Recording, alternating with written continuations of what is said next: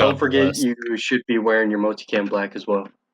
Yeah, where it actually blends in better than any camouflage in them. Where's Runner? I have to wake up in 5 hours. I feel schizophrenic. Land nav, medical, weapons, and more.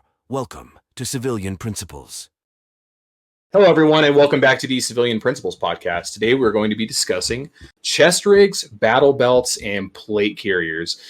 This is going to go hand in hand with the video that we pushed out a few days ago at the time of this recording. And this video, we're not going to be going over, a by name list, kind of like we did with the long range pack, but more or less our experiences with certain things, what we think is our favorite piece of gear, and all in all stuff we can say, yes, I absolutely would recommend this, or no, I do not. I am joined by a few people. The first person is my co-host, Art. Hey, I'm Art. I'm the artist for Task Force Doomer, and I'm the civilian element of this podcast. The next person we have is a reoccurring guest at this point. Very last minute notice again. That's going to be OutRunner. Hey guys, Army Paratrooper veteran and back by unpopular demand. Sweet. All right, and a new guest that some people in this community may know and some may not. That's going to be Milkshake. Hey, name's Milkshake. Prior 19 kilo M1 Abrams crew member Army, but just currently a aircraft mechanic. And I am your host, Will. I am active duty and I do a lot of stupid shit and I've done a lot of cool stuff. Thank you for tuning in. Now, the first thing that we want to get into that we discussed prior to actually recording this is the video. One, I'd like to say first and foremost before we get into the video, thank you to everyone who subscribed. At the time of recording this, we hit 248 subscribers, which is awesome considering 4 days ago we were at 110. We appreciate you guys tuning in and listening to us. So thank you. Thank you for that. And if you're new, I'm really sorry. This isn't like your normal Joe Rogan podcast or Sean Ryan. It's very schizophrenic. And, if you want to stay for it, absolutely. But, thank you for the 247 subscribers. And thank you for the over 1,000 people who watched the latest video. Now, from that video, we've got some stuff in the comments section that people are bringing up, recommending kit or I really haven't seen it, but maybe denying some stuff that we brought up. Art, do you want to hit us off with something that caught your attention from the comment section? Yeah, I just thought it would be a good idea to go over the gear recommendations from the video. It just seemed like an interesting place to start off, and because we're about to talk about the gear that we appreciate and use or whatnot, and it seems like a good idea to see what people in the comments use. So, yeah, if we just want to go down the line and check them out and see what we think or whatever, Sure. I will start. So the first one, the Agilite Magnetics. The Agilite series of anything is an Israeli-based company that makes plate carriers, most notorious for the K-19 and the K-0. I've seen the belt around a few times, just never experienced it myself. But their Magnetics is, some would call Hebrew magic. Some would call it just science, but it's a standard two-piece belt, but with the addition of the Velcro from the inner and outer, there's also magnets, so the belt automatically aligns with itself. I think it's a cool concept. I know some people are against Agilite, some people are for them, so I'm not too well versed in it, but if you're listening and that's something that sounds like it would interest you, go check it out. Have any of you guys seen it or experienced it in real life? No, I've seen it, but haven't used it. Seen it, but haven't Never used seen it. First time actually hearing about this brand. Yeah, same. It's definitely a unique looking belt. I mean, it doesn't look like it's something brand new that another company has done before besides that fancy magnet thing, but I guess it looks all right. I'm not gonna lie, magnet seems like a good idea. I've never seen this or heard of this until just now, but the magnets seem like a good idea. That is consistently an issue, which is lining the build up and just having magnets that clip right into place to where when you put your outer belt on, you know exactly where it is and where it needs to go. Seems like a good idea. I don't know. I think I'll agree with that. I think I can agree with it. And I think the other thing is it feels like it's just one of those we created something that wasn't really a problem before. I have had mishaps like putting my belt on and whatever. But never the point where I'm like, it'd be great. We heavily involve science in this belt. I don't know. I'd like to try it out to at least be able to say yes, I like it, or no, I don't. It is kind of a steep price, though. I mean, 174.90 just for the belt itself. Yeah, there's so many more financially viable options, and it's like, yeah, I didn't notice the price till you brought that up. That's a good point. You think our Oh, brother, you gotta cut that podcast. Actually, we might need to restart this. You may need to leave all. Oh, I can cut it out. I can cut it out. It's easy. Oh man, I Holy tried shit. keeping it. I couldn't, man. Holy shit. That was pretty out of pocket. You do need to save that as an audio clip, though. For No, I absolutely am. That's man. I'm definitely, and I'm going to leave all of us talking about what just happened in the video, but not actually what happened. I want the viewer to guess. I want them to come to their own conclusions. Oh god. Okay, so now that we've moved away from stuff, there was really only, I think, one or two. Yeah, two. So the next one is going to be the Esstac Bush Boar. What is that? A1? Yeah, A1, like the steak sauce for all of the viewers. But the Esstac Boar it looks like a line of chest rigs from Esstac. It looks like they have split rigs, and then they have non-split rigs. So just a normal chest rig. It looks cool. I like Esstac products. I like their magazine pouch line series and all that good stuff. The Kiwis have been super cool for all my belt needs. And then their belt alone, they make a really cool belt as well. It's pretty reasonably priced. I think, I don't know, are you guys pulling this up right now? Yeah, I'm I pulling it got up. pulled up. I think it looks good. I think it is a cool. The only thing I will say I don't like about it, which I'm not seeing a substitute, is the stupid. I won't say stupid. I just don't like it. But the tube disconnect in the front. I've had so many problems with them.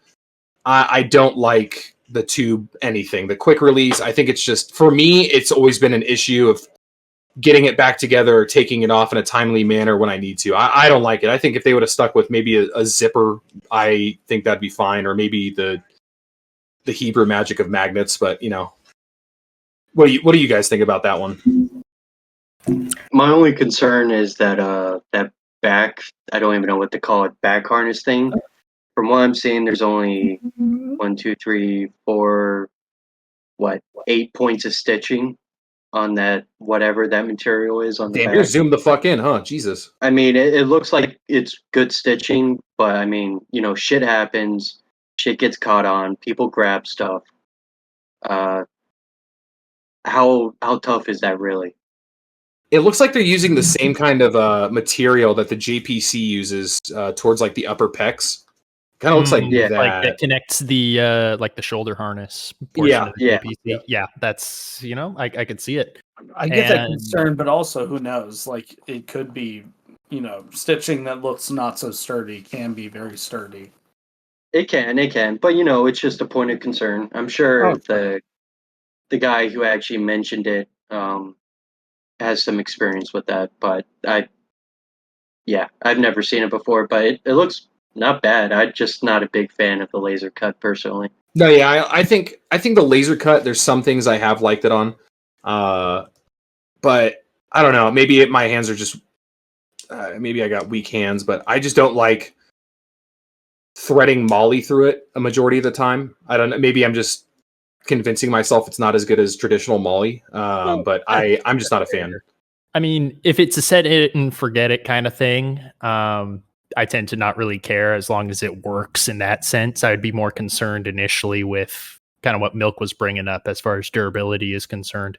But again, I've never really used it before. If that's not a concern, I mean, this really does look like a viable option, especially when we're talking about the price point in comparison to our previous stuff. So yeah, I have deeper thoughts on this but it's for the next section specifically. But shout out to all the color options.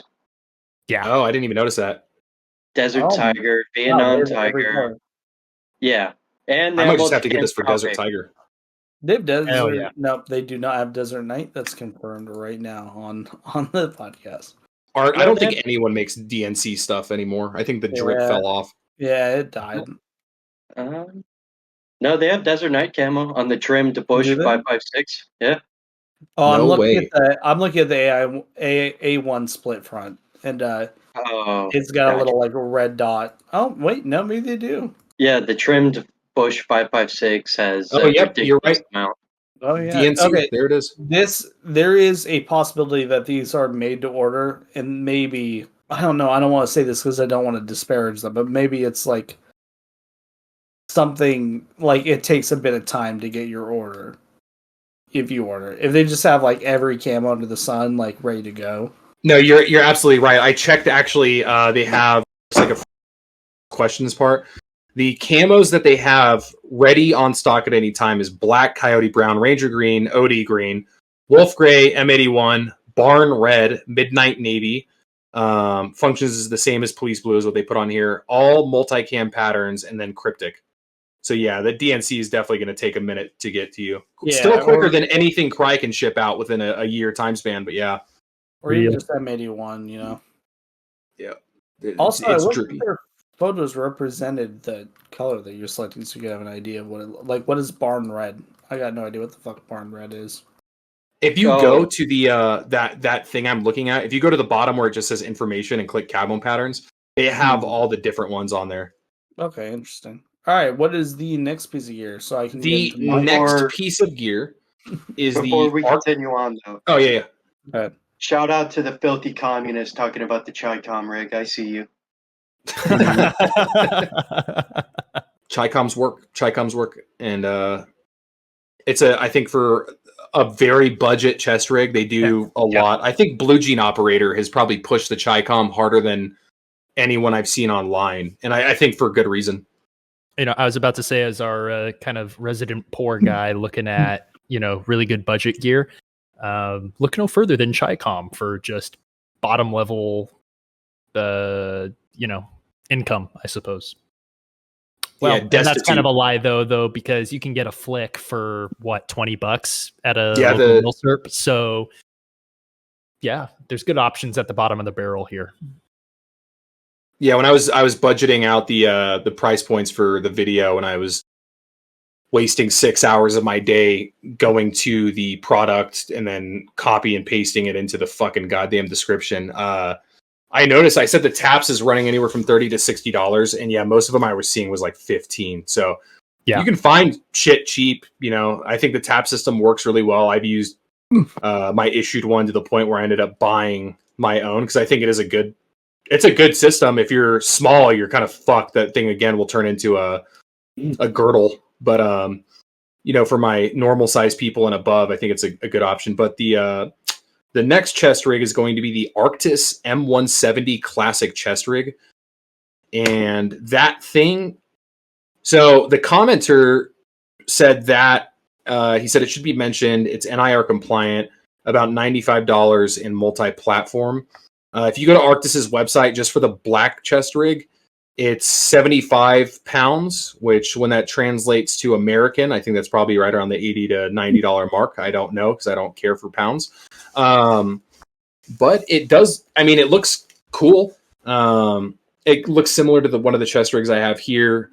I'm not sure about the front mag pouches on this. I can't tell if that's supposed to hold like 3 sideways in each one, or if that's just 2, and the chest rig's a lot taller than it looks. But I do like the general purpose pouches that are built into the side. Those things are fucking gargantuous, and looks like they could hold canteens or dual tubes and random shit, maybe smoke grenades. I don't know if you guys are looking at this too. It looks good. Yeah. So I actually have the description up here, and you are right. It looks like it takes, let's see, it says it takes 9 20-round 7.62 mags or 6 30-round AK magazines, or 9 30-round 5.56 magazines. So yeah, pretty good. That's cool. Pretty good volume there as far as the amount of ammo you can carry.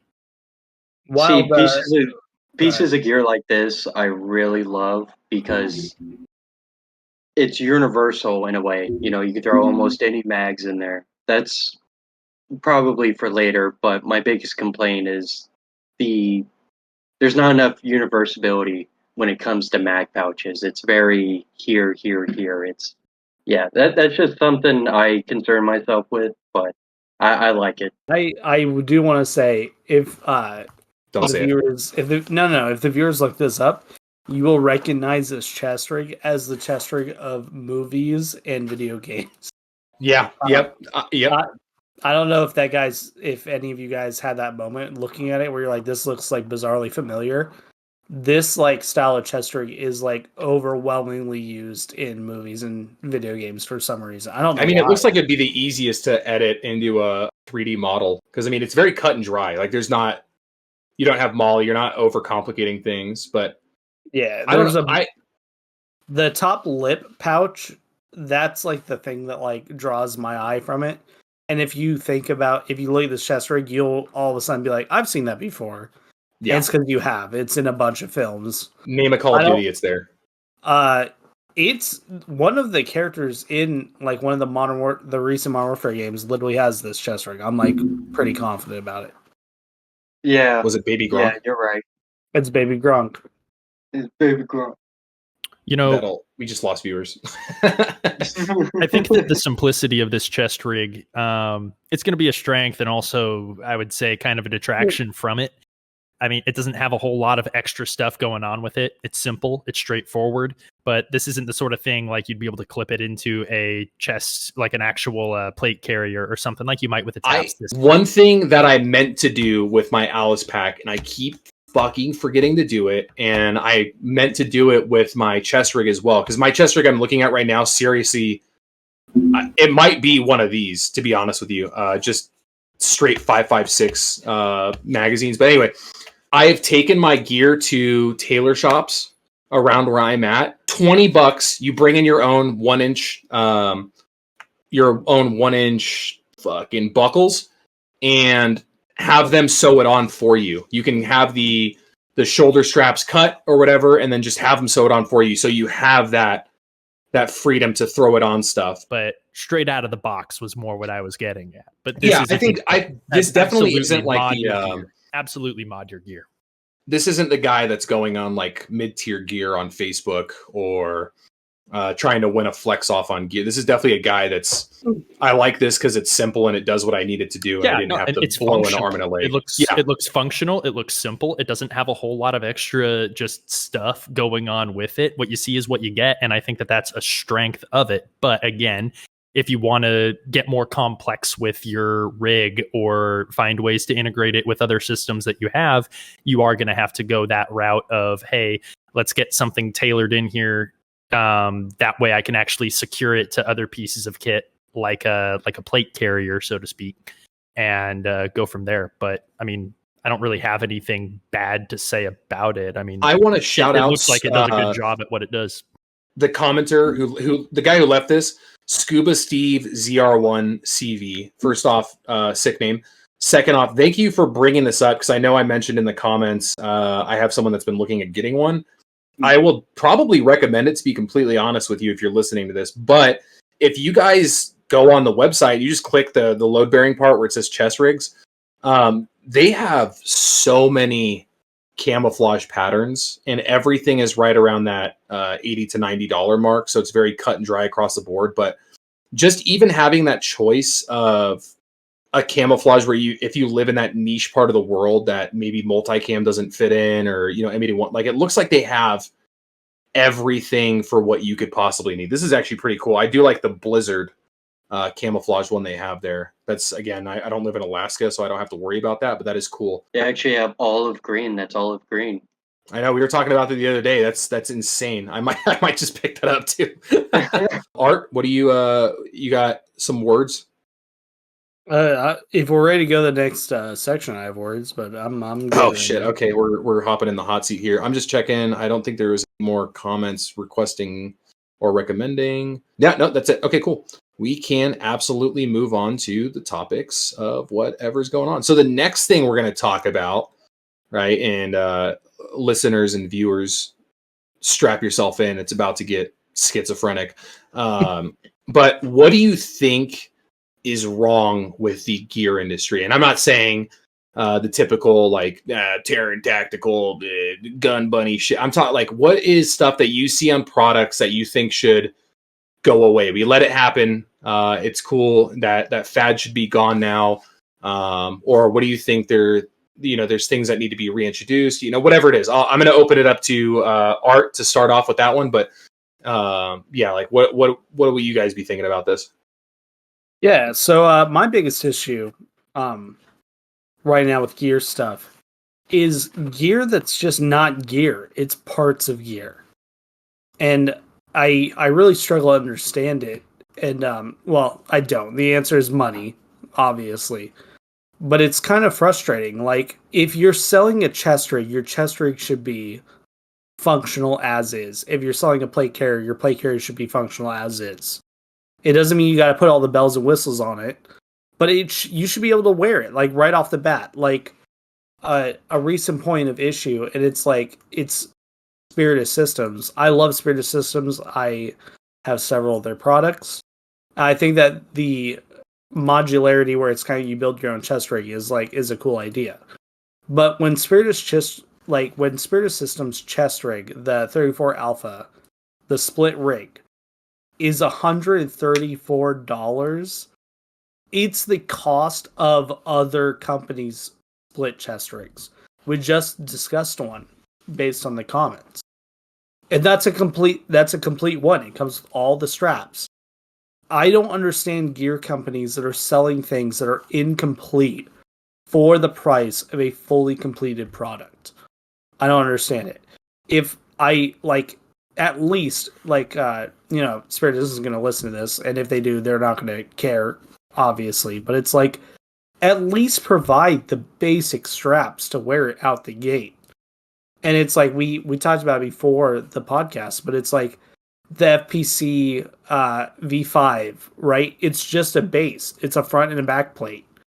There's no cummerbund, no nothing. Like, if you bought that off the rip as someone who's barely into gear and you're listening to people saying, hey, this is the kit you need to buy or whatever, you're going to get it delivered to your house and you're not going to have anything to use. Like, it's a half-built object. And it doesn't even make sense when the FPC V5 is $274 and their Slickster is $160, and that includes a cummerbund. Like, include all the parts. You can go simple as you want. Like the Spiritus, just include Cordura straps, nothing else. But to the point where someone could wear it if they needed to. If you're Pharaoh, which also I've purchased Pharaoh products, and I'll talk about it in a different section of the podcast. If you're Pharaoh, include just a basic cummerbund. You don't even have to provide the one that has like the mag slots in it and it's all sewn up.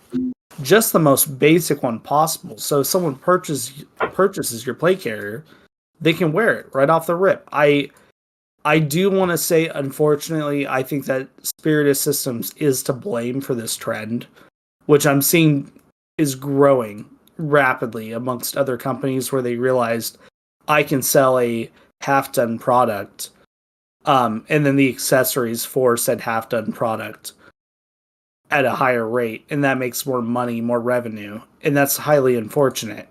And I understand, like, people need to make money and stuff. I totally understand that. But it's like, at least provide the bare minimum. Like, if people are, like, trying to buy kit, like, not everyone is, like, a Navy SEAL, like, I've got the funds to purchase the highest speed gear and shit. It's like... No, most people buying this are the everyday person. It's you and me. It's not Chris Costa or whoever the fuck, and I completely agree. And I'm sorry to cut you off. I just keep thinking about it because it's like, on one hand, I do see having a product like this where it's like, hey, I just want that base, I want to be able to do whatever I want, right? But that's the type of people that, and OutRunner said it in the last video, but the people that their whole job is the mission is going to dictate what you bring.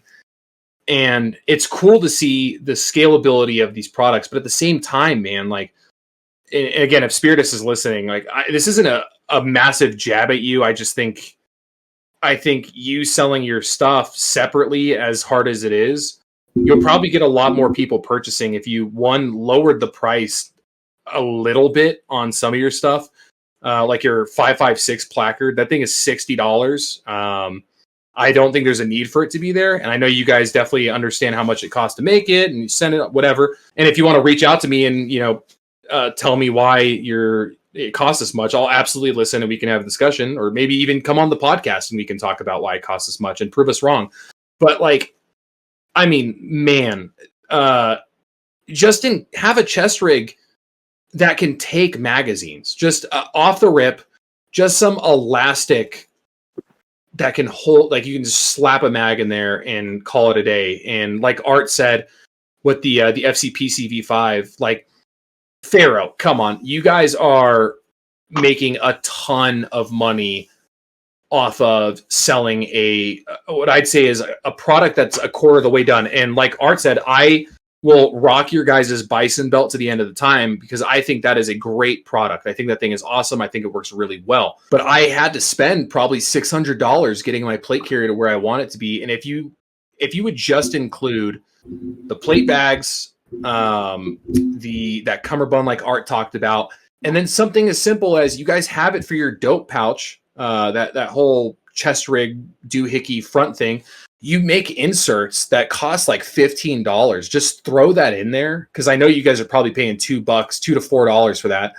Throw it in there. That way someone can buy your stuff. They've already spent the money on plates, or they're going to. They can slap their plates in there and they can at least carry a basic set of ammunition. And I think the same thing goes for Spiritus, and I said it before and I'll say it again. Do the bare minimum to help people get into the company, because you guys make very quality products and more people would purchase it if you just made something that was as simple as can be, can do the bare basic stuff, and is not meant for the person that's trying to wildly scale up and scale down. I know that's your guys' whole market, but again, if this was me when I was airsofting when I was 16 and I see all the cool guys running all the Pharaoh stuff, and especially like all the Ford observation groups, dude, like they're always running Pharaoh stuff, which is good marketing for you guys. But as a kid, and I'm like, I could save up enough for this Pharaoh Concepts plate carrier, and then I buy it and I have to make a cummerbund out of duct tape, I'm going to be pretty upset. And it's just going to be something I'm like, okay, maybe I don't want to buy this. And again, we're not trying to shit on these companies, but I just think having those bare minimum things to bring with your product, I think that'll drive you up more. And again, I could be completely wrong. You guys are obviously making a killing, but sorry, again, I started to think way too much into that. Yeah, no, it's all valid. I mean, go ahead, man. Go ahead. It's all valid. I mean, I'm more of a low tier kind of gear guy. I love utility and being able to change out my loadout to whatever I need it to be cheap by the British company. I absolutely fucking love that. I don't have too much opinions on the new, the fancy guy stuff. I understand the place it has. I just personally don't care for them. And to kind of riff off you guys, I know the topic here is to kind of point out something that we dislike within kind of the gear community as far as the companies, what they're doing with stuff. If I could speak to our audience, which frankly it's geared towards civilians here. There are so many other options beyond going onto Cry Precision and picking out pieces of their R series, right, to build your own super high speed kit. Yeah. Let's go down here. So T-Rex Arms is a great place to start. You can get an AC1 that's going to come with a cummerbund. It has some just really basic features to it, and that's going to get you started for, let's see, pull this up. Okay, so right now it's looking like the bottom end of that is 170. I have one that I know I got on sale for under 100. Let's see. Also, Audi gear, or I don't know how it's pronounced. Oh, sorry to cut you off, but to go with you, even the Slickster, it's the T-Rex Arms one is clearly modeled similarly to the Slickster. Right. And so they've already, they know they can do stuff where anyone could get the gear and be able to use it. Right. They're just not choosing to do so. Well, that's what I'm saying here is there's a place in the market for stuff that's completely built out. So I was bringing up the Audi gear or Ott gear. the LVZ OVT plate carrier, right? This is kind of their low vis setup. But let me tell you, it comes with your cummerbund, it comes with shoulder pads, it even comes with a free placard that comes on the front that you stick on the front with Velcro. You throw 3 magazines in there, and you're literally out the door for what? This Coyote one right here is currently, as I speak and as we're recording, it's for $89, you know, and it's a solid place to start from. And that's the place in the market where it resides. Now, all of these other fancier Spiritus systems where you can really just a la carte your way into your very own personalized stuff. That's great and all, but of course it's going to end up costing you more because that's the that's the place in the market where they currently reside. They know that there's people out there that are going to pay for that level of just customizable personalization straight out of the box. So while frustrating for my brethren here on the podcast, I'm going to be the contrarian here and say is what it is, and that's how they're going to be running things. And there's other companies that do what we would very much like companies like Spiritus to do. And I don't really see companies like Spiritus or Cry. Like why would they step down if they've already kind of carved out their own little niche in the market?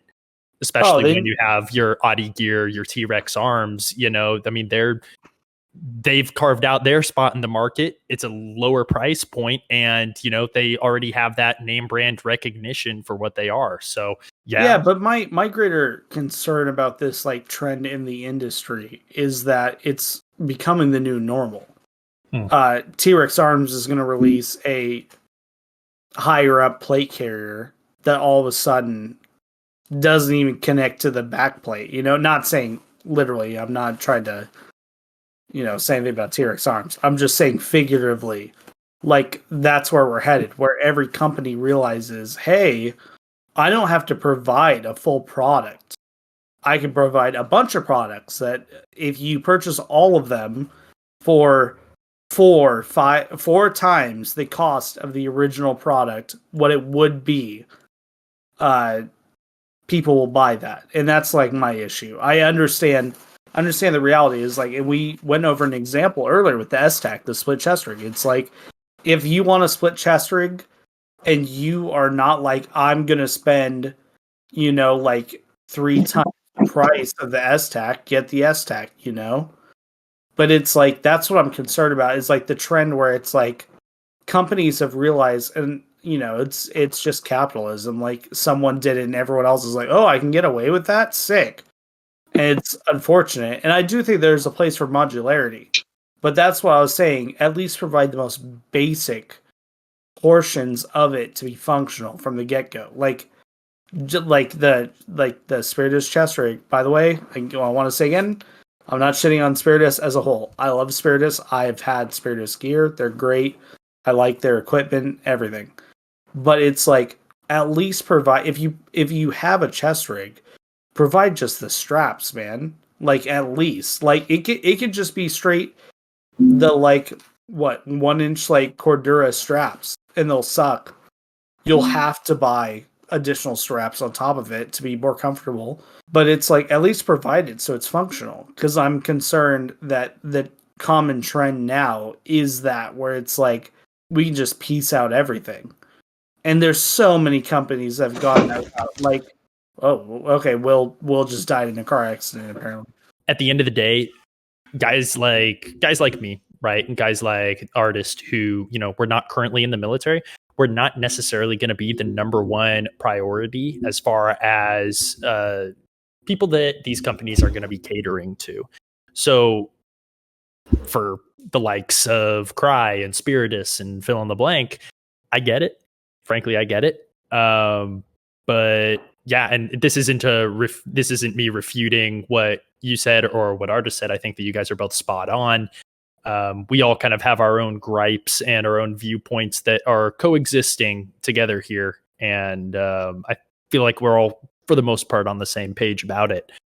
But yeah, I mean, my recommendation to that would be just continue saving up, work with the hand-me-down gear, work with the cheaper stuff to start with, train in And it, also, get familiar with what you like, so that by the time you do have the money to be able to pony up for, some big boy kit, you know exactly what you're looking for, and you're able to make an educated decision on, what to drop $600 or $700 on for, a good personalized kit that is going to be, what you're looking for and what will suit you best. So. I feel like Milk is about to say some heinous shit to Runner. No. Don't be scared to go after that worn ass, raggedy looking fucking gear. Yeah, it looks like shit, but it's probably gonna hold up longer than you're alive and more than you actually use it. Don't be scared to go after that. It may look like shit, but it's better than nothing, in all honesty. Yeah, I do want to talk about that at some point in the podcast. Yeah, the most important thing is that you actually go out and you train in it. And it's kind of like I said previously and what Milt just reiterated here, get familiar with this kind of stuff. And if it's already a scuffed kit that you're working with, like, you're not worried about, getting dirt on your brand new freaking Cry Precision chest rig or plate carrier. So many people, gosh. That's use your shit. I'm so with you, bro. If you something. buy gear, train the gear, dude. Do not you can't treat it like fucking artwork, bro. I found someone to dog on, and it's the folks that pose in their pristine, beautiful equipment that has never seen dirt or probably even direct sunlight. Yeah, I'm not going to call out any names because I'm not very active on social media. I'm not very active on social media, so I can't name names or point fingers. However, it somehow finds its way to me. All these wonderful, perfectly lit photos of guys that don't look like they work out with thousands of dollars worth of equipment being worn. Don't be that guy. Be the guy wearing rags that gets after it. So I'll get off my soapbox now. Hell yeah. Oh, I'll jump on the soapbox later. I'm waiting for the schizo portion. Oh, fuck. Art, you have anything to say before we move on to the chest rig portions of this shit? That was it. That was my big qualm. I'm ready to move on. That was something that. Oh, actually, I take it back. I'm a goddamn liar. Here we go. Don't. I'm not gonna say names of companies, but don't pretend to send shit to people and then say psych and then stop responding to them for no fucking reason. You know who you are. You know who you are. To the point where you have to buy a brand new one on top of it, and you're just out the money for the whole first one. That's fucking bullshit. Fuck you. I'll never buy from you again. You will never appear in any gear giveaways or shit like that. I'm not gonna say who it is, and it sucks because I really like your shit. You have good gear, and the rest of the podcast, I will probably talk about your gear in a positive light. But your customer service was so awful, and you fucking straight up stole from me, and I hate you for it. So, anyways, with that, I'm done. That was it.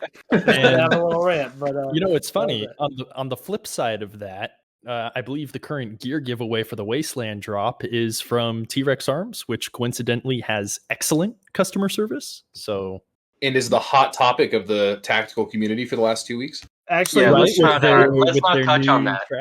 No. We should tap on that in the most simple way. You can separate the equipment from the person that the equipment comes from. Yep. And you have to. And it unfortunately happens a lot in the tactical community. And I'm not taking sides. I'm not saying he's right or he's wrong. I'm honestly super removed from it and barely know anything about it. I just know there's a lot of controversy. But this keeps happening. Someone appears in the tactical community, they have this cool new thing, and then everyone realizes they fucking hate them. And I don't know if that's what's happening with T-Rex Arms. I don't fully know the full part of it. But you have to separate the person in charge from the actual gear. If it's good quality gear and you fuck with it and you fuck with the reasoning for it and stuff like that, buy it. I think it's so much more important to get something that you actually think you need instead of being like, I'm not buying that. Throwing a little tantrum because you don't agree with someone. If they've got good kit, they got good affordable kit, it's better to buy from them than not. And that's my opinion. And I will say say this on Art's point, right? There is a lot of controversy in, and I'll debate blurring this out later or not. I'm going to say it now, but when I edit, I'll figure it out. In Lululemon, right? They make a really good men's shorts. I've worn them. I like them. They make women's everything. And people are like, yeah, I really like this. It's good stuff. And then people forget that the former founder and CEO, when asked why he named it Lululemon, he said he hated Asian people and wanted to hear them say. And that's just like you don't have to agree with what he's saying, but he makes a good product, so you can separate those things. I'm definitely gonna have to cut out how I pronounce Lululemon because that'll get me fucking shat on. Dude, oh god, it's like Kanye. Which one Whoa. thing I want to say? I'm gonna say a side note. Everyone hates all of a sudden. Cut this from the podcast. All of a sudden, no, it's been going. No. But all of a sudden, everyone hates people, and that's what Kanye got canceled for. So I'm like, is Kanye cool again? I've never been able to figure that out. But it's like you could separate Kanye from his music. He has great music, even if he as a person may be really iffy, if not suck. So it's now I will say to caveat off of you, Drake, that pedophile. I don't care if his music's good. Fuck that guy. Yeah, fuck Kendrick Lamar all the way. Kendrick Lamar. Yeah, God bless Kendrick. Fucking Humble by Kendrick Lamar is one of the most. We need to save the schizoing for after we're done talking about everything. We'll get into all of this nonsense here at the end of it. So the first thing we need to discuss in the best way possible. Now, so in the format of the video, right, we went chest rigs, belts, and then plate carriers. And I think while I'm a huge proprietor of owning a plate carrier and training with it and, getting used to it in general, I firmly believe you should own a chest rig first. And I'll say from my experience, right, and I'll open this up. A chest rig is probably the cheapest and easiest thing to get into, right? Because there's a million different options. And in the video, I mentioned what I've used and what I believe in, and I think they're good products. But there's a million different chest rigs out there, and again, most chest rigs nowadays are still, or you can get surplus stuff, have everything you need built in. You don't really have to worry about it. You just have to figure out, is it going to hold your magazines or not? And then can you put medical in there? Sure, maybe a hydration source. But I'm a firm believer in having that chest rig first, just because that's like, the old boomer thing of like, if you smoke weed, the next step is meth. Like, I feel like for the tactical community, it is that step, because you get good with a chest rig. And then you're like, okay, maybe I want a belt. Now I can hold my secondary without looking like some peak G-Watt Colt 1911 in a fucking M4 mag pouch. And then that builds on, and you figure out what you like and what you don't like. And it's like, okay, now I want a plate carrier. I want some armor, So again, I think it's the first thing you should absolutely own.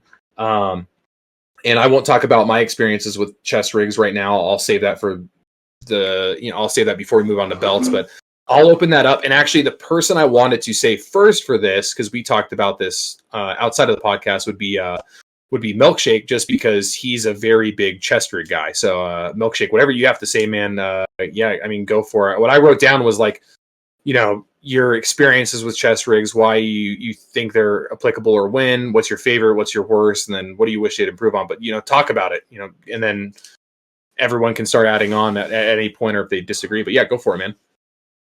I mean, I think all in all, chest rigs have pretty much hit a really nice area in terms of quality and design with all the different companies out there. Some of them are unfortunately a little bit more expensive than others, which I don't really care for. I mean, it's a chest rig, it holds shit.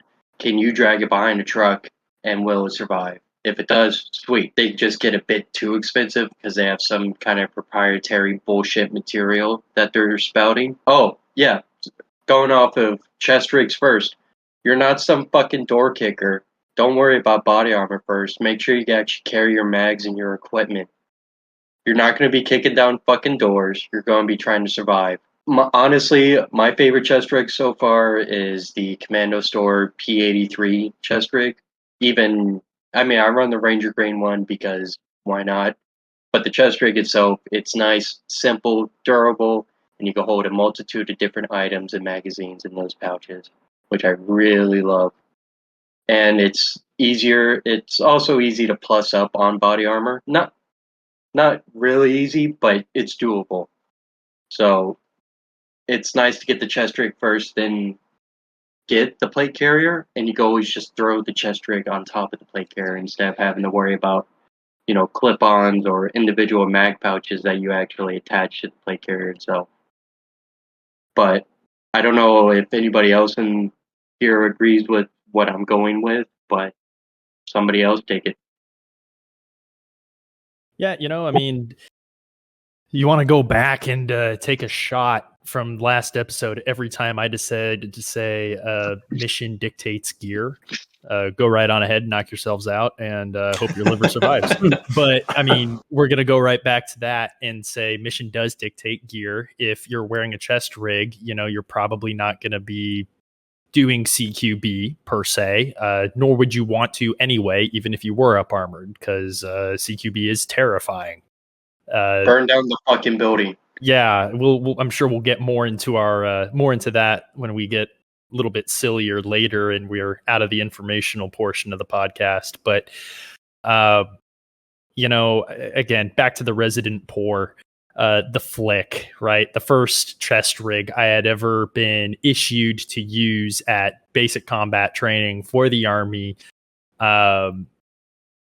It's funny how it's been around for a while. It's not sexy by any stretch of the imagination, but if you're just starting out and kit is expensive and you're looking at all these things and you don't even know where to start, gosh, a flick is fantastic. Just absolutely fantastic. Find one that's in great condition, if it's even been used at all, for $20, $15. Find how weight sits on this just basic equipment and play around with different pouches, you snatch a Condor pouch from here. Your buddy gives you another piece of something from there for your canteen or your water bottle or your Nalgene, and mess around with how it sits and how you move and how you walk. You don't have to be sprinting around at high speed, like you're trying on new tennis shoes at the local Ross, but you get the idea. Like, live in it a little bit. It doesn't have to be expensive. It really doesn't. And to plus up from that, I would say the TAPS system. It's the newer stuff that they're issuing out at the Army nowadays, or at least they were when I was in. I'm sure Will here can either set me straight or confirm these words, but the TAP system is also really great. Now, if you're a leaner guy, it's going to look more like a girdle, but at the same time, there's a lot of utility there. You can carry a lot of equipment with it, and the flick, it has that molly webbing. You can add stuff, you can subtract stuff. So start cheap. Really, just start cheap when it comes to all this stuff, especially if you're brand new to it. I mean, if you've been serving for an enlistment or two, or a thing or two about it, and you've used this equipment that I'm saying, you're like, okay, cool, like I've spent my time there, I want to plus up, then go forth and plus up. But man, start small. Like, really start small. To jump off of the whole flick thing, absolutely love the platform. I think the reason why it gets a lot of hate is due to all the cringe that gets surrounded by it via Reddit posters and airsofters, and also people's experience with it in the Army, because they never show you how to properly use your equipment and gear and adjust it. This is true. But I mean, you could go on various surplus websites and you could get a whole setup with every single mag pouch you could ever dream of for around probably like $120. I'd say you can go cheaper, man. I mean, so many Milsurp stores, and I'm gonna constantly be going back to Milsurp stores here. They'll have like a big old cardboard box of just used pouches. A lot of them will. I've seen it multiple places in multiple states. They'll just have the used pouches that are at a heavily discounted rate. They're going to be scuffed as all get out. They're still going to have the dirt and sweat from whoever used it last. But man, like, take it home, hose it down, give it a good brush, blow it off, throw it on there. And guess what? It's going to hold a canteen the same way that shiny brand new one, for $30 off of Amazon will. It's going to do the job. It's going to serve its purpose, and you're not breaking the bank. You're getting in the game, really. You're able to get in at a lower price point, and then, like I said, plus up from there. So, and also, if you think it looks like shit, it's because you're out of shape and it doesn't look good on you, and you should get in shape. Right at it.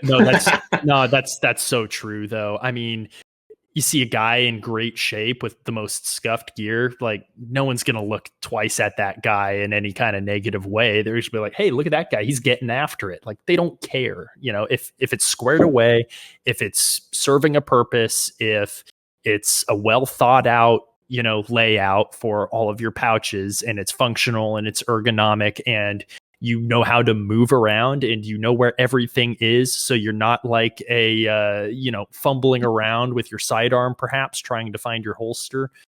That didn't happen recently, but the guy that's squared away, that knows his stuff, no one cares if their kit's scuffed.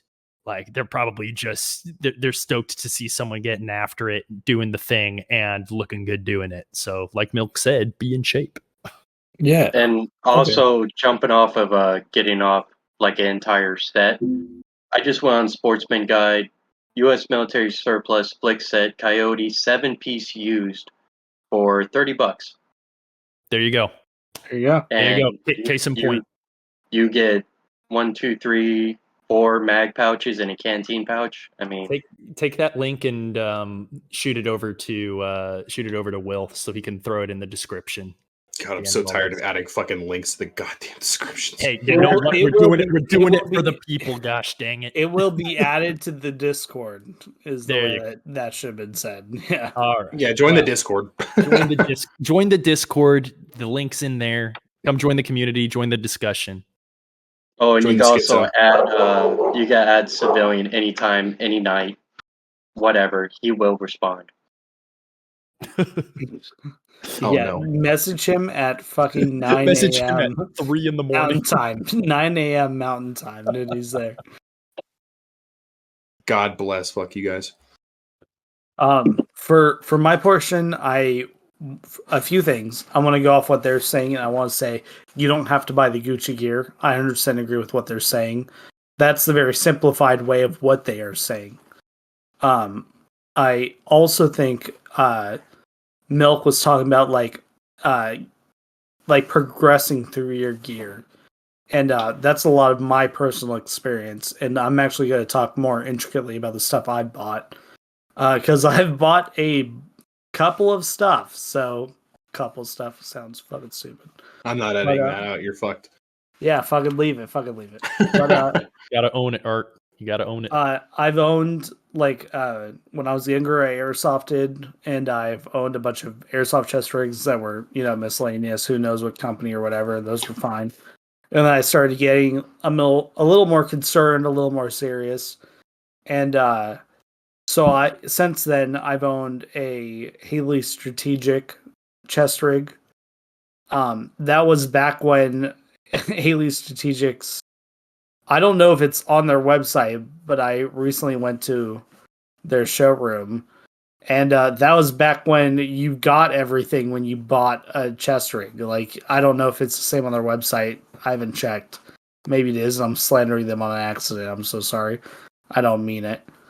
But you got the whole chest rig. Like, you got the straps and everything. Now I know that you, and their showroom, you buy the platform. You buy the just the components by itself. So I don't know if it's the same on their website. I've owned one of those, and they were really fantastic. I like the versatility, and that's one thing that I've always been interested in, the more kind of cool guy stuff, and I regret it not looking into more of the old school stuff. And as I get older, I start realizing a lot of the cool hype stuff that makes sense is some variation of older stuff. Yep. Not all of it, but some of it. A lot of it just comes full circle. Yeah, like the Haley strategic stuff. The idea is that you have everything in one spot. You have a big pouch to hold medical supplies. You have your mag pouches. You have some pistol pouches. Like, and it's very similar when you look to older stuff. And it's like you have your mag pouches, and then you have your miscellaneous pouches for medical, like we've talked about. Several different chest rigs. And so I like that one. I've bought fully built out Spiritus for the people who are from Task Force Doomer. It was in multicam black, pretty obvious there. And this is back in the beginning of Task Force Doomer, so it was all multicam black. And I had that in conjunction with a plate carrier, which we're going into. Obviously, we'll talk about those. And I had that for a long time until recently, not super recently, but I don't know, the past year, I've taken it even more seriously how bad things are getting. And that's when I made the switch to more like practical equipment. Like, Multicam Black, as much as I love it, is not practical for real world applications. Unless you live in Las Vegas or LA or something. And your plan is, I'm going to fight it out in that city when things go bad. Like, if that's your plan, dude, then God bless. Those are sick. Or if you just want something cool for the range. That's the other thing. We're talking about, like, serious topics.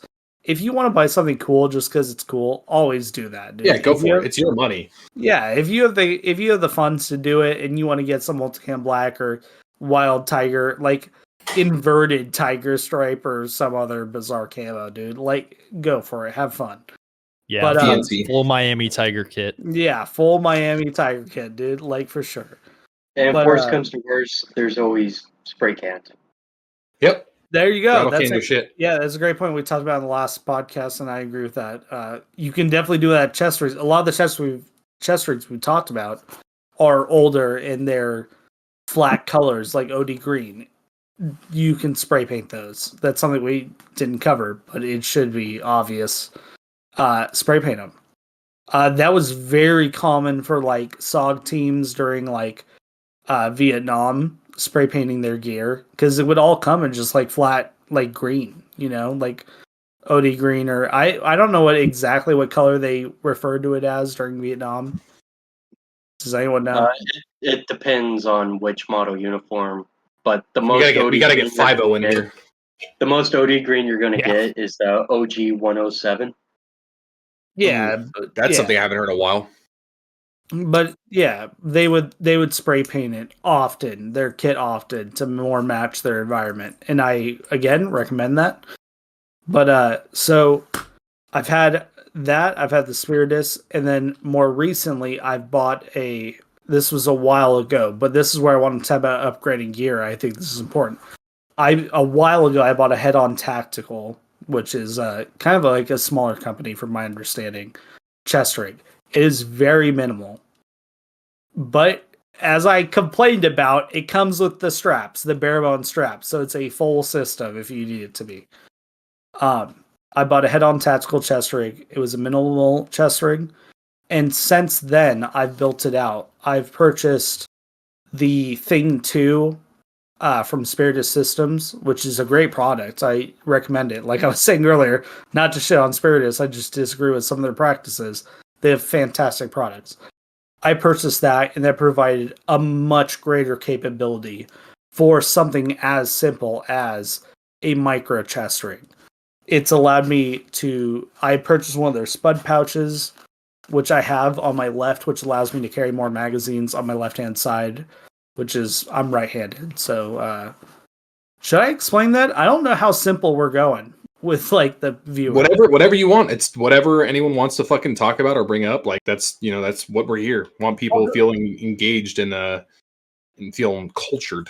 Cool, yeah. If as simple as it goes, then, for someone who has no idea what they're doing and they're just getting into it, you see current events and you're starting to freak out. I'm right-handed, so the rifle is in the right hand. So I have a spud pouch, which allows me to carry 2 additional magazines on the left side, thanks to the Thing 2 from Spiritus Systems and their spud pouch. And on the right side, I have a massive, just like the full panel width of the additional Molly. It's not Molly, it's a laser cut. Just like pouch. I don't know what to call it. It's just like a support pouch. And that allows me to carry everything in addition to whatever I need. And I also have a hanger. I have a hanger pouch. It's a Spirit of Systems. Does anyone know what it's called? So I don't have to look it up right now. Are you talking about the Gista? Is that what you're talking? Are you talking about? No, the sack. It's the sack pouch. I have the sack pouch. I thought it had a weird name. It doesn't. It's just called the sack pouch. I have a sack pouch from Spirit of Systems, which goes under the chest rig, which is my full medical kit. Inside my full IFAK. And then I have a T-Rex arms. What do they call it? Describe. I'm so sorry. I have all of these in tabs, but I have to like click through all the tabs to find it. I'm so sorry. The T-Rex sticky GP pouch. I have that over the front of my head-on tactical because the base chest rig is tan, and I could spray paint it. But something I thought to do was it has Velcro on the front. I could just cover it. So I got a T-Rex arm, T-Rex arm sticky GP pouch in multicam. All the other equipment is multicam. I upgraded the straps as well to the Spirit of Systems, like nice Gucci straps. And this is over a course of time. The Fat Strap Mark IV is what I purchased for the straps. I want to give everyone the exact name, so if they think about updating throughout their future, they can. But yeah, I got the T-Rex arm sticky GP pouch, and I put that on the front of my chest rig. It's in multicam. It covers the tan, and it blends it. So overall, the chest rig is tan. And that's just stored with like chem lights and stuff. It's nothing crazy. It's more so just camouflage for the patch itself. And I just really wanted to go over what my current chest rig is because I thought what Milk was saying about how you can upgrade, you can move, you can develop your gear as you go was really important. And that's exactly what I've done. I've moved from a simple like a car chest rig where it's like if I'm in a wild scenario, I need to grab something, I went from that and I've slowly built it out to more of like a reliable full use chest rig in the future if need be. I can carry 1, 2, 3, 4, 5, 6 mags, which is a little under what other chest rigs carry, but it's it's a standard enough. loadout. It's enough. And it's like I can carry those. I got 2 pistol mags like on top of it. I wouldn't require a belt that has standalone pistol mags as well. But yeah, you can just move up. And the other thing I wanted to talk about before we move on, and I'm sorry I've ranted way more than everyone else. Look into niche companies. Like Head-On Tactical makes great stuff. They do have like pretty heavy lead times because they're all handmade. But you can get something where you're like, that is what I need. And like for me, the Head-On Tactical is really affordable as well. It wasn't like way outside the wheelhouse of like other companies. I don't exactly know what their prices are now or if they make sense, but back in the day, it was pretty affordable. And I would recommend checking those out and seeing if some of the smaller companies provide the gear that you might want with very specific details and things of that nature. With that, I am done. That is all I have to say. Quick shout out to the old U.S. Army LBV. Highly recommend. Tough as hell, durable, very simple. And you could probably find it at a surplus store. It looks frayed to hell and back, but it does the fucking job. Anything from you, Runner? No, I think you guys pretty much covered it pretty well there. I don't think I could add a whole lot more to that. So, dye is your friend, paint is your friend. So if you don't like UCP or Coyote, go get messy and arts and craftsy and all that. I'll share an OD green spray paint that actually looks green, not that fucking I just saw Walmart that come shit through. that looks blue green. This is actual green, and it's cheaper. Yeah. One day in the future, thankfully, all these links are going into our a closed chat, so we'll be sure to get all of our links in order and stuff for the open part of the Discord when you guys go and start looking for all these things that we're referencing. So by the time it's up, hopefully we'll have our act together. Yeah, in the future we will also have. I'm sure we will have a camouflaging episode where we go more in depth. Oh yeah, that's gonna. Oh yeah, that's gonna be coming up in the next month. Yeah, I am. Yeah. I'm trying to not get into the weeds on camo. I almost did last weekend, and I'm trying not to now. So no, it'll be a video. I have personally dyed gear, so like we will have a conversation about it. I won't bring up my experiences with the chest rigs or things because I think everything's been talked on pretty well. Battle belts are really cool. They look cool, right? You look like a cool operator, but at the same time, right? The whole purpose of a battle belt is it's a way to fight to your primary source of whatever, right? So, for instance, right, most people are going to wear a battle belt because they want to have some sort of way to emergency reload their weapon where they're not having to dig through a pouch or whatever. Most battle belts are set up with some sort of quick availability to a magazine. But you also have your secondary, right? So you can pair this with your chest rig, you can pair it with a plate carrier or all three. But you can also just train strictly on that. Obviously, you're going to have to get good with all your gear at some point in time, but you can just train on your belt doing your emergency reloads, which aren't everything. And I'm going to say this right now: stop only training that. It's good to train it. It's good to know how to do it and all that great jazz. But understanding that you need to know how to do an emergency reload, where your stuff is sitting, if you need to adjust sort of like certain things, how to even get to your secondary in the first place, how to get your secondary away, whatever the case is, right? I think a battle belt is a crucial part of kit. Now, it's not necessary for everything. I will say that right now. There's a lot of applications where it's not needed. But in my experience, even though I understand things aren't needed, I still like to have a redundancy. So any sort of reconnaissance work I've done, or maybe some leaders recon, or whatever the case it is, if I'm able to drop down to a chest rig, I will, and then I will always have that battle belt, because for me, I like having 1 extra magazines, 2 extra medical, and then 3 my sidearm. I like having that with me. Again, you don't need to have your sidearm on there if you're not running one, which I suggest everyone does.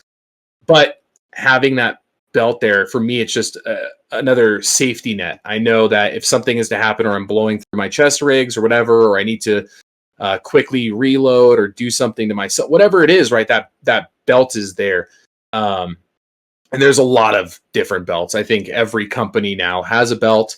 There's a lot of belts that really suck. There's a lot of belts that I think are really good.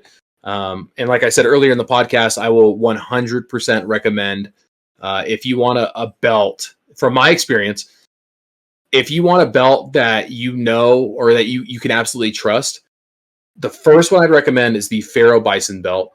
And then the second one is going to be the AWS SMU. And I think you should get one. And those are my opinions, because those are like the 2 belts I've used more than anything. But there's a lot of different belts out there, and I think that's applicable in a lot of situations. You just have to understand what the need for it is, and what you need to use it for. And if you're the type of person that's just going to train with it all the time, then wear it all the time. Understanding how to get in and out of vehicle with it on, understanding how your stuff is set up when you're moving with maybe your plate carrier or a chest rig, and then understanding just in general, what is it doing for you? Is it just a hindrance? Is it slowing you down? What's the case of it? But I'll open it up to people to talk about their experiences with their belts. Your belt, right? SMU, Ronin, pick and choose whichever. Think about how your belt and your equipment is going to complement each other, and how it's all going to come together as one full system. Like, don't think of your battle belt and your chest rig and your plate carrier as just solely unique, isolated systems with their own isolated ecosystem that doesn't relate to each other. Everything should complement each other. Everything should work together. Sometimes you're going to want redundancies, right? When it comes to things like tourniquets and spare mags and stuff of that sort, sure. But, redundancy to a degree. You don't need a compass on your flick and also on your high-speed battle belt, right? Super simple, basic idea, but at the same time, I would say just bear that in mind as you're going out, slowly adding to your equipment. Really do think of, oh, hey, I like this piece of equipment, but it's kind of really pulling down the left side of my plate carrier. I want to have it around. Let's try it over here. Let's make sure that we have space on my belt.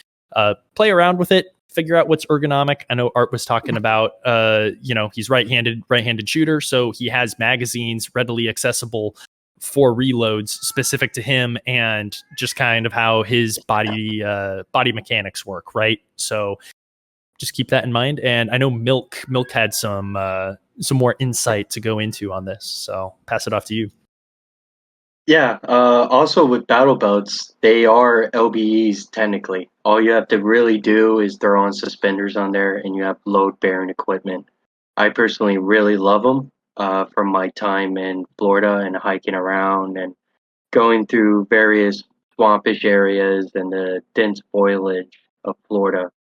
I've learned to love LBEs, especially when it comes to hiking in hot weather environments, because you don't have anything really restricting you, keeping your body cool while you're moving around. Now there are a lot of disadvantages to relying entirely off of your LBE, but give it some thought. Depending on your area, if you know you're going to be moving around long distances, it's a pretty nice thing to focus your kit around. I mean, it's highly versatile. You can customize as much as you want. There's quite a number of companies are actually offering something like that in terms of an option, which are suspenders. And you can always mix and match things. And you can always go to the surplus store and get old Alice gear. I personally don't like the Alice mag pouches, the ergonomics. I love the class, but trying to fit 3 mags into there, it really fucks up the weight balance of your belt. But it's better than nothing. It's always a viable option. And you can always plus it up. You can wear a chest rig if you really wanted to with your LBE, and you can always plus it up even more with body armor, running a Slickster or something like that. But it's a piece of kit that I feel like a lot of people don't think of when it comes to a belt, that it can be your main platform. Mission dictates kit. Yeah, I'll pick up. I just want to say, like, Milk Talkie is like such a cool point of view, especially like in modern times. Older time gear works. Like to clarify for the brand new, I have no knowledge of anything. He kept saying LB. LB is load bearing. That's like the straps, right? To clarify, you have LB. Load bearing. It's just it's an acronym. So old, Alice kits, or even going all the way back to World War II, Vietnam. Before that, I mean, everything was relying off of these belt kits.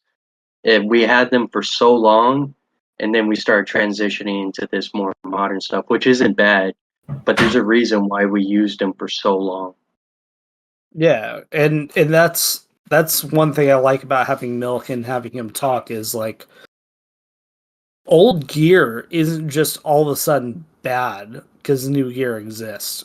Like, and I think that's a really important thing to think of as like this podcast is based towards civilians. Like, if you don't have a bunch of money, or if you're brand new or whatever, and like we talked about, it's better to like have old gear and train than have no gear at all. Like, some dude with the coolest gear on the planet of all time, but he's only just done flat range stuff and like a couple times a year, dude. Like, he's not going to match up to someone who's like doing rucking, like getting after it, like trying to like build his body and build his mind to be prepared for like the current events or future events. And it's like, I think that's a big thing. Like, I think that's interesting to look back at old gear. Like load bearing stuff. Like he said, it worked for so. Why the fuck did you post that, dude? I'm sorry, my meds have worn off. You just keep, dude. Don't just keep that in. Don't take that in.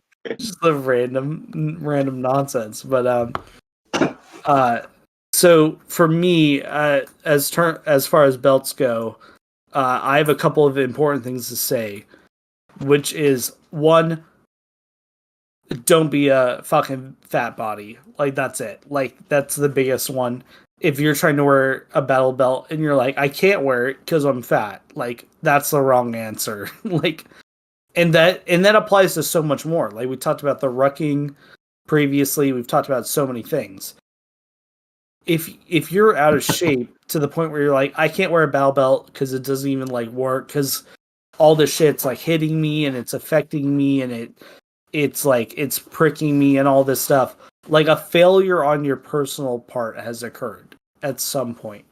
And it's like, who knows what that is? Like, like, honestly, the American diet is really fucked, dude. Start drinking protein shakes for all 6 of your meals or whatever. Like, lose weight. Like, I'm going through that currently right now, and it's like I've never been so bad that I couldn't wear a battle belt, but I see a lot of people, and I've seen a bunch of videos of people wearing battle belts where it's like I can tell it hurts, like just from looking, like I can see it like going into their body, and I'm like, that must hurt, like it has to.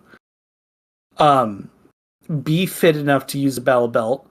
I will say, I don't disagree with OutRunner, but I think there's maybe a possibility where, and I think this is where Will was kind of coming from.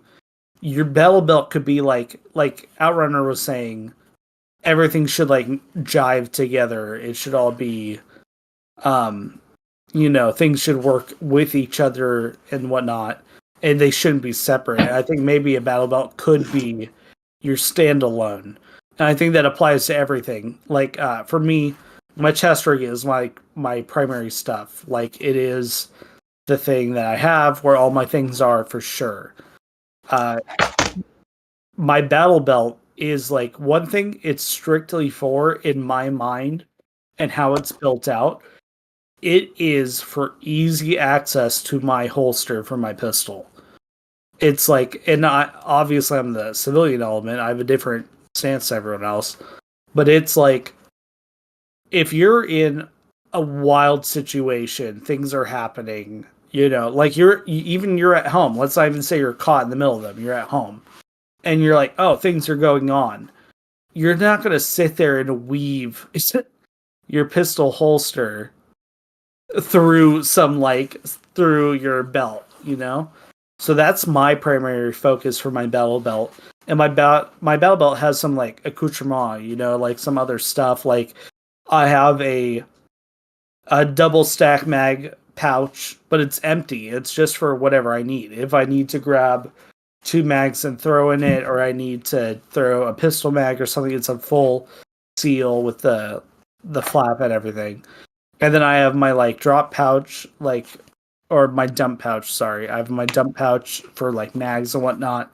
But the main goal that, from my personal take as a civilian, which I've a different take from everyone else with their military experience, is it's to make sure that I can get my pistol holster on my body as quick as possible. My holster is a Safariland, by the way, because we're talking about individual gear. That's what I have. I am a firm believer that if you're not doing covert stuff or you need a concealed pistol, the Safariland is the way to go. That is just it. I don't know who else to go with. Why am I rambling too long? You're sending the wild shit, bro. Sorry, no, I was responding to Milkshake. What the fuck? Yeah, for the listeners at home, they're basically just sending memes and debaucherous photographs over the Discord while poor Art here is trying to monologue. And I'm listening. I also am I?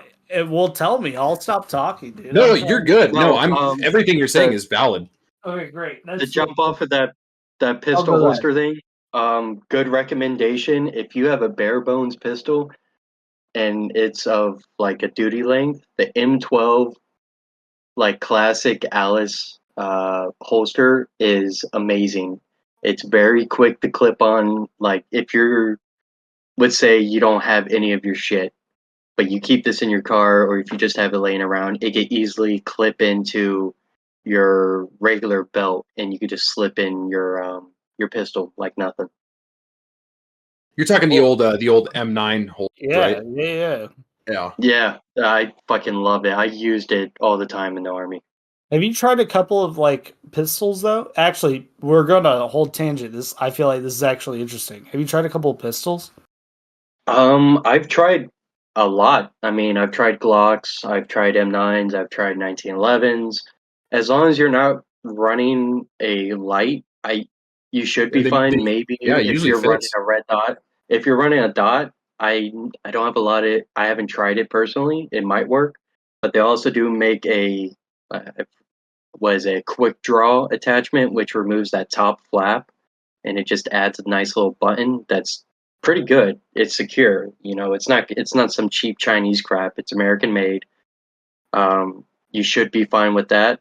But highly recommend the M12 holster if you want something that could just kind of hold everything.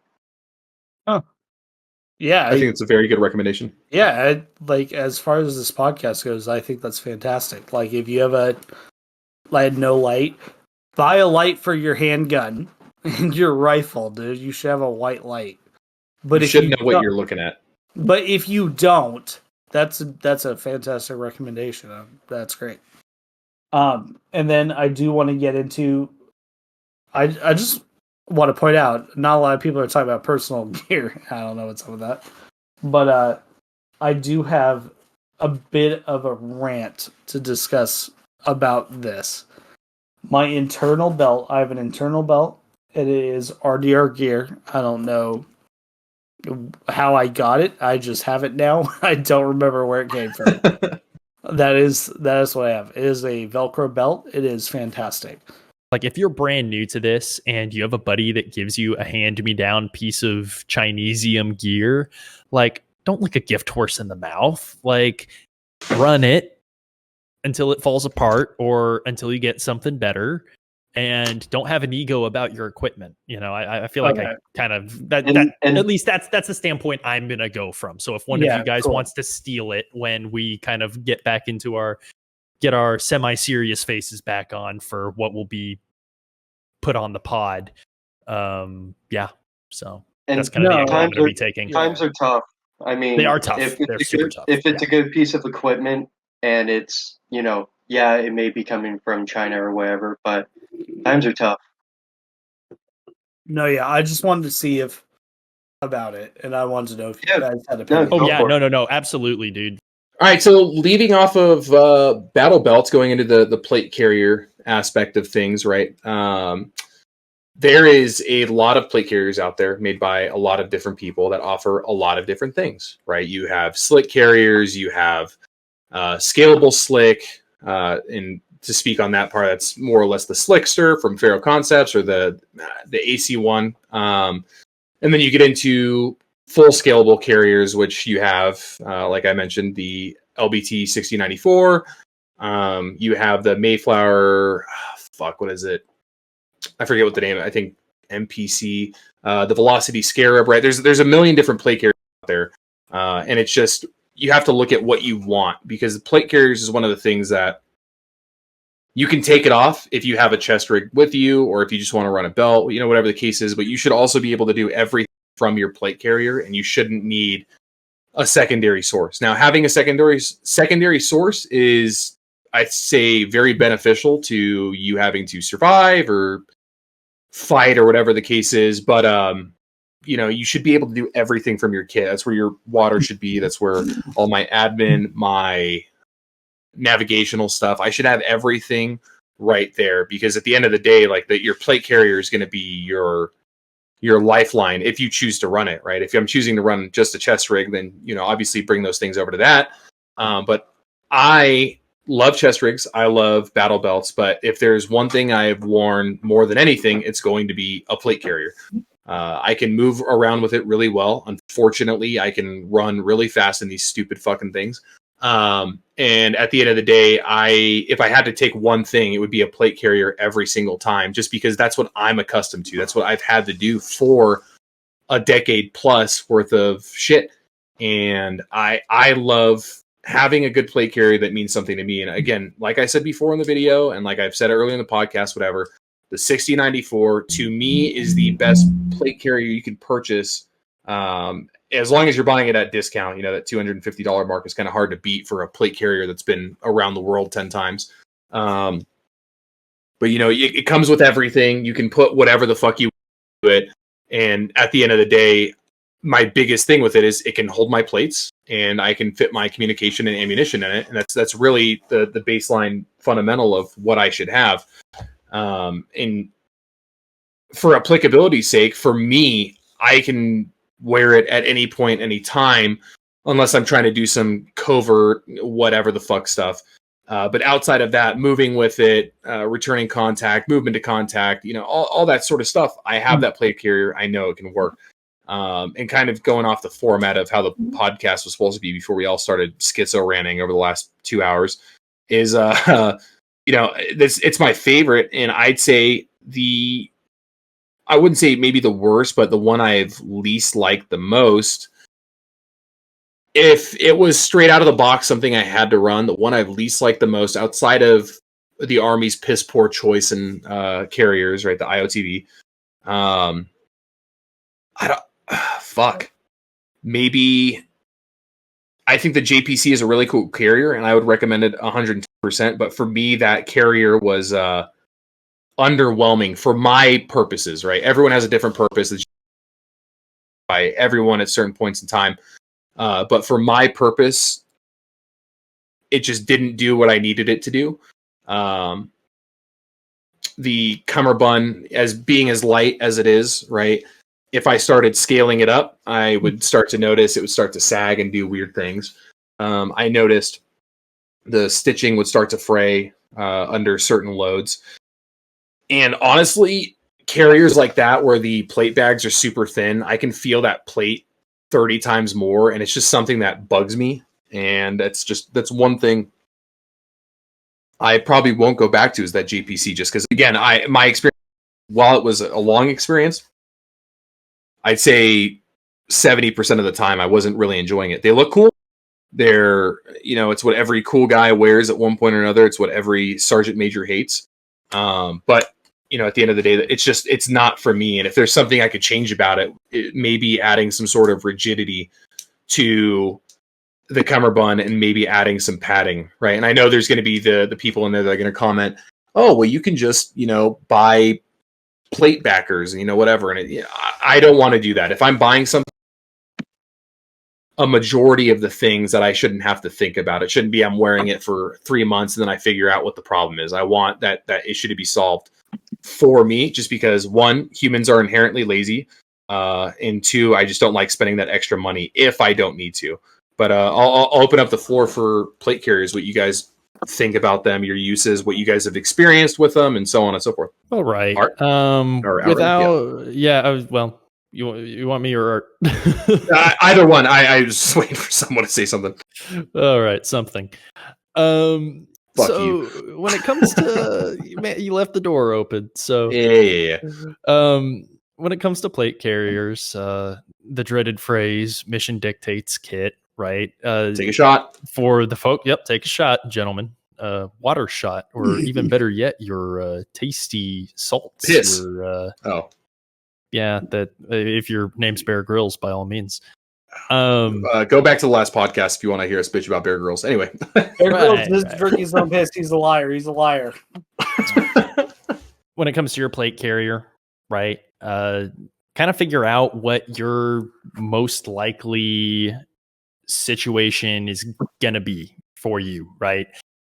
You're not kicking doors in Iraq or Afghanistan. You know, you're more than likely just trying to keep things together and provide a little bit of safety for yourself and maybe other people in your group or in your family. So, you know, we were talking, or rather, Will was bringing up the JPC, how it didn't really fit his use case. And fair enough, it lacked the rigidity and the ability to really scale all the way up to the degree that he had wanted it, and it just didn't work out for him. Fair enough. But for someone who perhaps isn't going to be carrying as much of the high speed cool guy stuff that he does for work, it may very well be a very good viable option that isn't particularly bulky. You're able to throw it on. It doesn't have a whole lot of additional material on it, at least for the aforementioned cummerbund. And it could be a really great option for your own personal use case. Now, to get into that use case, right? The topic of use cases, a lot of folks are in the suburbs, they're in the cities. So while the LBT is really sexy, it's really cool. Everyone, well, not everyone, a lot of people that, know what to look for in a plate carrier, they're going to desire something like that LBT. When something like a Slickster or a T-Rex Arms AC1 or an Audi Gear LV, what do they call it? The oh gosh, terrible. After I was talking about Audi Gear earlier, the LVZ OVT plate carrier, which is basically a slick that you can kind of scale up a little bit depending on what your needs are.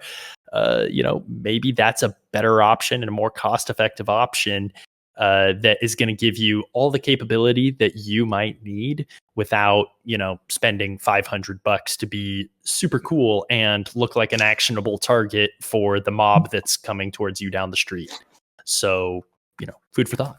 And again, there's a different use case for everything, and some things aren't going to be what someone wants, and that's okay. Like, again, we're here just to recommend things to you based off of our experiences or, maybe secondhand advice or what we've seen.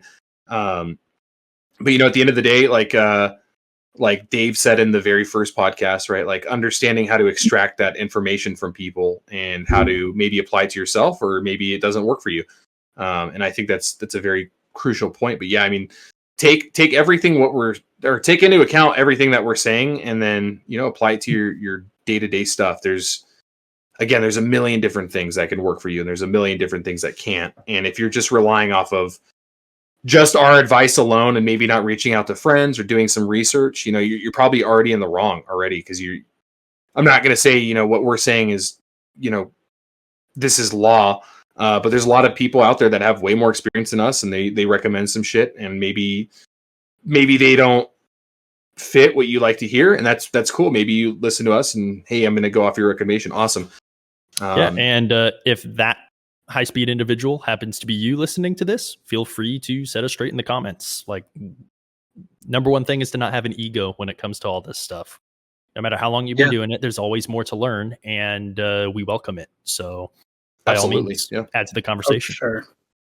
And I mean, maybe an alternative idea going off of what Civilian was talking about, your plate carrier being your main thing.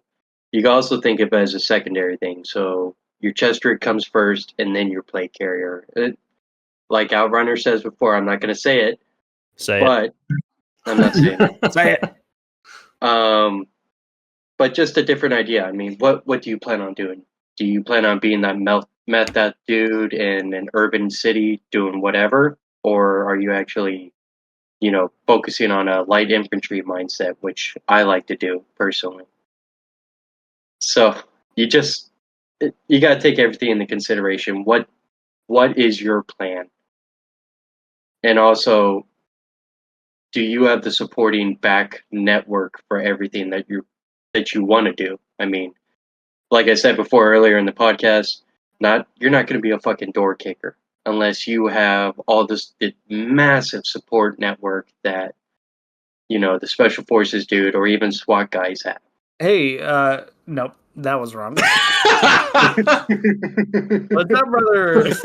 What's up, brothers? Okay. Actually, I got yo. Yeah, after listening to him, I've actually been. I feel like we're kind of like missing out in the podcast from people's like personal takes. I think we have a lot of like really solid opinions on overall things, but I want to know, Milkshake and Runner, I want to know what you guys have a personal experience, like what plate carriers you guys have used and what you like specifically. Yeah. So JPC 1.0 was something that I used whilst in the Army. and really basic, and had the same kind of issues that Will had brought up, right? The way that you plus it up, it will have issues with the cummerbund if you're trying to overload the sides. So that's definitely a detraction. However, I really enjoyed it. Not a whole lot of material for it. It was, now, to be completely fair, until I had gotten my hands on that secondhand JPC 1.0, I was working with just issued stuff, right? So your IOTV, pretty cumbersome, pretty big, pretty bulky. You can add and subtract a lot of soft armor to it. And hey, if you're worried about shrapnel and frag and stuff of that sort, maybe take a look at a Milsurp IOTV. It's a piece of kit that works. So add that into your considerations if you're really not keen on working with a smaller, more high-speed plate carrier. But to go from real quick, I actually, like, for the viewer, if you buy Milsurp armor, does it actually have armor in it? Does anyone know? Depends.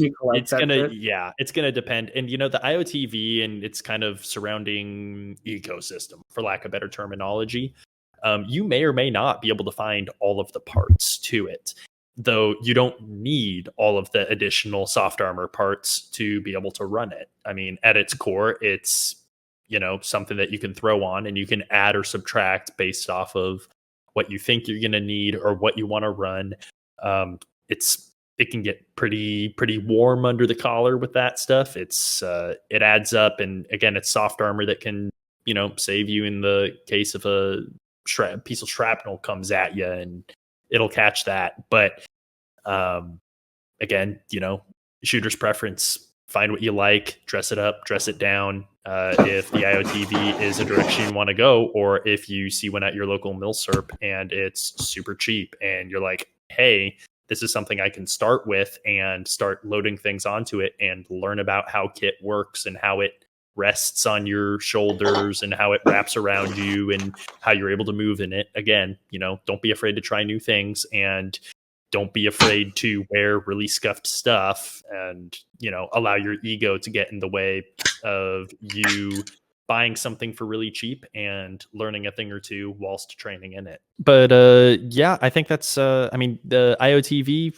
had the benefit that I was able to load it up a whole lot more than the JPC when I switched from the one system to the other. So I had to trim the fat, as it were, maybe get a little bit more ergonomic, a little bit more streamlined with my kit when I went from IOTV down to JPC. But I did enjoy the freedom of movement with the JPC more than the cumbersome IOTV. And again, I mean, you do look a little bit cooler wearing a JPC over the big bulky IOTV. So one can factor that in as well. But yeah, I would say that's my in a nutshell experience. Milk, do you have anything to contribute before I start going? Yeah, the IOTV, to jump off of that. So I was in the army. I did have to wear that unfortunate piece of kit. It does the job. My only real complaint of it is it does get fucking hot as hell. And if you are running sappy plates in it, your shoulders will be screaming. Yep. I personally wouldn't want to go on patrols or, go into an actual combat environment where you're moving around a lot, unless you're actually really fit. But as a static or small patrol, it could be a very invaluable piece of kit, especially if you can find it on a killer deal. Well, if no one else has anything else to say, I will start talking about my personal experience with plate carriers. By all means. Cool. So the first one I ever bought when I realized things were kind of going to shit was a pig plate carrier. I don't know if anyone else has heard of that and they know what company is, but I'm blanking on the actual company right now. So it's just called a pig, PIG. It's SKD Tactical SKD sells Tactical. the pig. Thank you. Super affordable, very minimal though. and that was the first one I bought, and I built it up with additional equipment afterwards because it's very bare bones. And after that, after some time, I was like, okay, well, this isn't working. Like, this is like barely anything. And I moved on to the Pharaoh Slickster. And I have to say, I love the Slickster. I think it's great as a civilian, not for military application at all, I would imagine. But as a civilian, I loved it. It is a great plate carrier. The only thing I would add is maybe shoulder pads. It riding on you just as is for a long period of time does start to it starts to affect you and like put a lot of that like cinching weight on your shoulders and on your neck. But overall, as a civilian purpose, I think it was great. I also got that in multicam black because I thought, who cares, It was the early days of TFT, and I liked multicam black. I still do, by the way. I ain't taking that back. I think that is the coolest camo, in my opinion. It's not a practical camo. I think it looks sick. I think it's cool as fuck. I think it isn't practical. So after some time, I realized I need to move on to more practical camos as the world was starting to go bad. And I realized, no, I need to start taking this more seriously. And at that point, I wanted to buy something that was similar to the Slickster. And the Slicksters, it seems like they kind of resolved this now for the viewer, and maybe you want to look into it. When I was looking into it, it was really hard to get a Slickster in the camo you wanted. You would go on there and everything but Coyote Brown was gone. It was almost like drop releasing, I guess, for a while. And now that I've looked at their website today, and it seems like it's different. It seems like you can buy whatever you want, which is good. It seems they've upped their production. But I purchased a T-Rex Arms, what is it called? The AC1? The AC1. Yep. The AC1, yeah. So I purchased that, and it's treating me just as well as the Slickster is. It's realistically, it's a clone of the Slickster. It's a little different. They've got some different design choices or whatever, but essentially it is what it is. The only thing, I'm trying to find my link. So sorry to the audience. I'm trying to find my link, and I can't. Where is it? There it is. Okay, I found it. So in accompaniment with the AC1, I also purchased in addition the T-Rex Arms backstrap Y adapter, which I personally recommend. I don't know how anyone else feels about it, but it allows you to have a chest rig platform. It's you have to buy more. You have to buy a backstrap, but if you buy a bunch of gear, you end up having additional shit like that. So it's I already had a backstrap. Just it's nylon with buckles at the end of it for the brand new viewer, but I had that already, and in combination with the Y adapter, it allows you to mount your chest rig, a fully built out chest rig and everything, to your plate carrier. You have to hit the buckles up, because most plate carriers have, I don't know what the fuck, I couldn't say that word for a moment. Most plate carriers have the buckles on the top, and then they have two buckles on the side. That is a big issue when you're adapting it to use it as a almost like a placard system or an adaptation of your plate carrier. The T-Rex Arm strap Y adapter allows you to buckle both of the sides into it after you buckle the front. So or the top buckles. So I purchased that, and it allows me to adapt my plate carrier in with my chest rig I talked about previously on the podcast, in a couple sections ago. And I think it's great. Like, so far, I've had no issues with it. I think it's a great play carrier. For my purposes, it is by no means a fully built out plate carrier, and I have no experience with those. And I'm glad that the other people on the podcast have more experience. They can talk more about fully built out ones, like the was the one that you like, Will? The LBT 6094. Yeah, that one. It's like, I'm glad they have more to contribute to that. As a civilian, my concerns are more getting plates on me when I already have everything else built out, essentially. So, to the viewer, that is where I'm coming from, and that is kind of a route you might want to go. And we've kind of discussed that, like building up. You don't have to just do a chest rig straight over a plate carrier. You could build a chest rig that has the adapting system to move to a plate carrier and then go that way. And that's how I currently have it. We're going to talk about it towards the end of the podcast, but I actually do have an additional piece of equipment on my plate carrier. So it's useful at all times. We're going to talk about that at the end.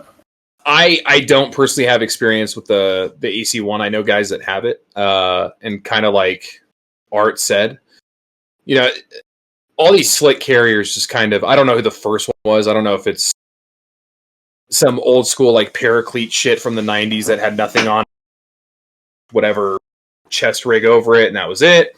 Or, you know, whatever the case is. But a slick carrier usually is going to be pretty cut and dry, whatever you buy, and you can just add to it.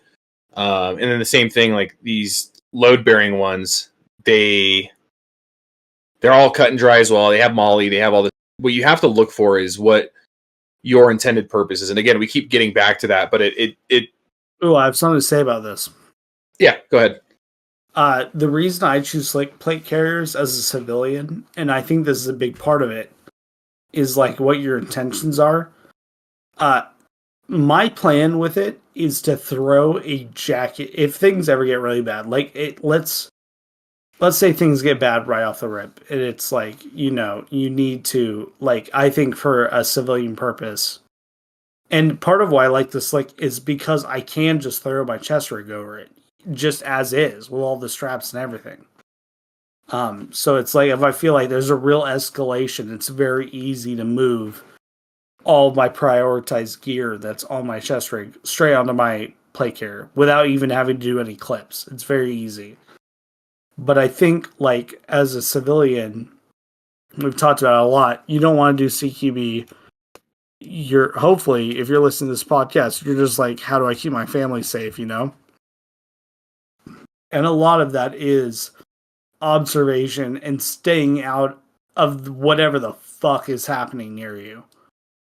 Like, that's the reality of it. Like, a lot of people want to think they're the hero, the cool guy. We talked about it in the very first podcast. A lot of people want to have that mindset where they're like, I'm going to fucking be the hard charger. I'm going to do all this cool fucking shit the moment, like, everything goes to shit. No, you're not. And if you are, you're not going to end up at the end of whatever happens. You're going to be a really cool warm body. You're not a door kicker. You're not. And it's like, and even if you think you are, don't be one. You're not. For what we're talking about, right? Because this isn't a training aid made for the military, and this is how we do. This is the everyday person. There are going to be times where, yes, you might need to go into something. Sure. And understanding how to do all that is really good, right? Understanding how to maneuver with your weapon and all that. But in an open environment, wooded, deserted, and urban, that's all a good focus. But if you can avoid it, fucking avoid it. Do not think because something is in between me and the path I need to go through. Go around it. Like, again, and you're not a coward for fucking doing. You're gonna live longer than the people that are just gonna rush in there and try to do something. And it's 9 dudes with Bubba to SKSs, and they're just gonna smoke you. And again, a lot of people don't like hearing that because that goes against everything they've been training to do and whatnot. And that's fine. But realistically speaking, you don't want to force yourself into something. If I have the people in this podcast and probably a few more, I could remotely feel comfortable going into something that I'm okay with if I absolutely had to. If it's just me and my family, I'm not putting my family in danger because I was like, oh, this needs to happen. In the back of my head, I'm like, this is going to look so cool. And then you end up on some like live leak fucking footage. Like, that's just, it's shit you should avoid at all costs. If you can go around it, go around it. If you have to go through it, sure, understand how to do it. But again, avoid it at all costs. That's the point of this podcast. If you have to do it. And if you can't go through it, fucking burn it down.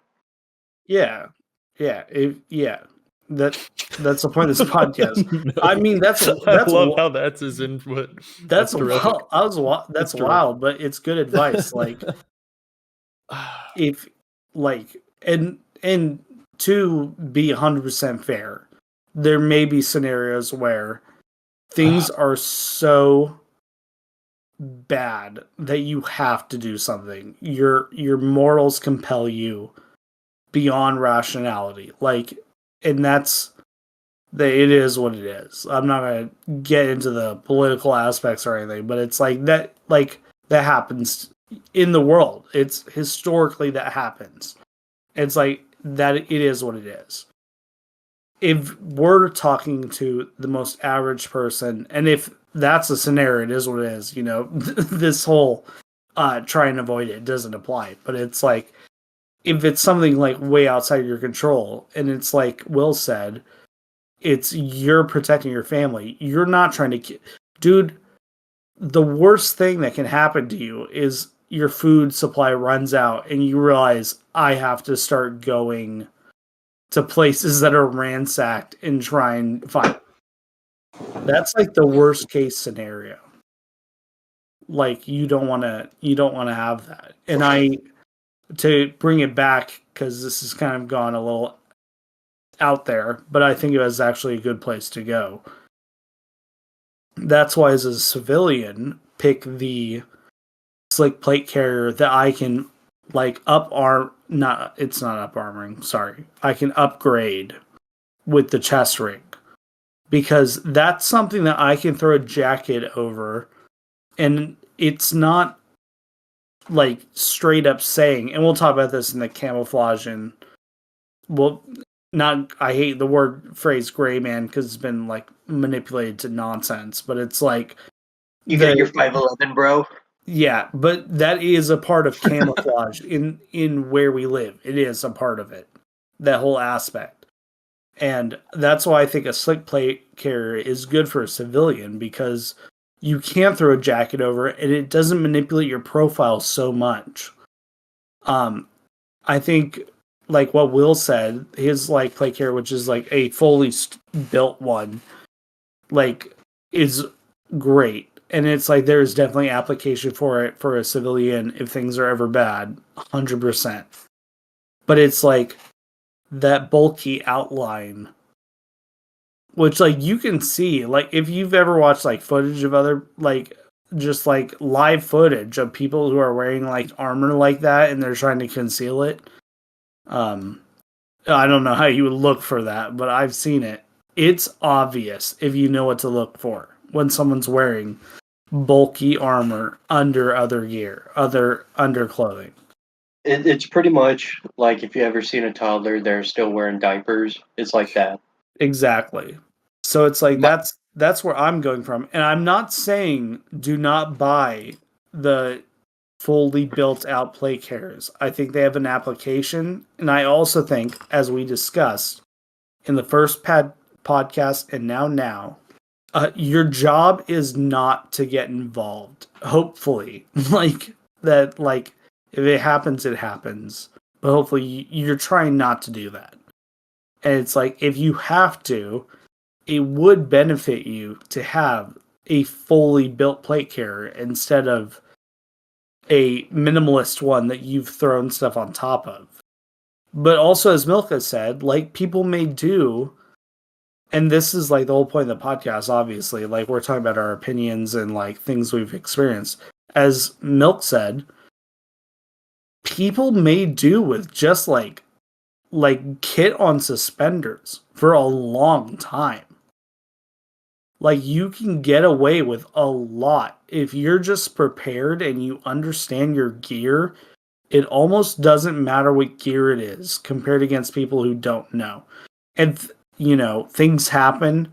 Like fate to some degree exists. Like, you might be the most up armored person on the whole planet, and some dude in a 7-Eleven clocks you with a fucking, I don't even know. What is the stupid gun everyone memes on? High point. High point. A high point. A high point. Some dude just claps you with a high point. Like, reality is real. Like, that could happen. Like, it just is what it is. But trying to just understand your gear, thinking about your application for why you want it, situation dictates, as we keep talking about it, is super important. And the most important part of it is just knowing what your gear does. Like, I have all these pouches, I have everything. And you're like, damn, I got to go into an urban area because I really need this type of medicine. And the power's been out for 2 weeks. You're going to show. Like, and you have to have that realization to yourself. Like, there's no jacket I can wear that's going to make it not look like Milk said, like a toddler looking a diaper, like having a diaper. Everyone's going to notice that you're wearing this bulky jacket that has all this bulk for no reason. To counter, or not to counter, but my whole side of this, a loaded out kit, and then I have one that's literally just plates and a plate holder, which I can switch, back and forth in between and all that stuff. But with METTC, right, and what METTC stands for is mission, enemy, time, terrain, troops, and civilian considerations.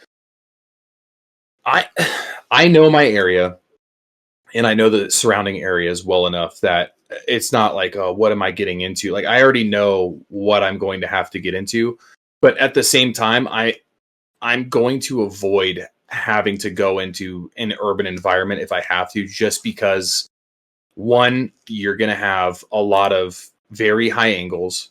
You're going to have a lot of people that may understand that shooting from the deepest part of a room versus at the window is more beneficial because you're more hidden to the naked eye and all that good stuff.